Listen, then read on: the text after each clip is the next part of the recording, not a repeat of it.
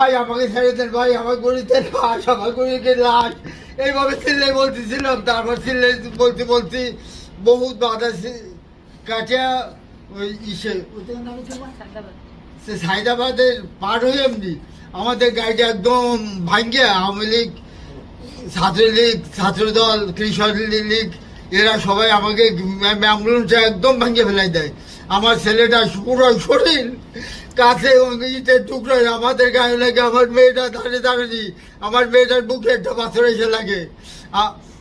সেই সেই সেই অবস্থার ভিতর থেকে আমরা অনেক কষ্টে লাশটা বাড়ি নিয়ে যাই। তখন রাত 3টা বাজে, তখন দেখি যে পুলিশ রাস্তায়, পুলিশ দাঁড়িয়ে আছে, চারদিক পুলিশ আর পুলিশ। তারা বলতেছে যে লাশ এখনই দাফন করতে হবে, যদি আপনারা লাশ না দাফন করেন তাহলে আমরা এই লাশ নিয়ে দেবো। তখন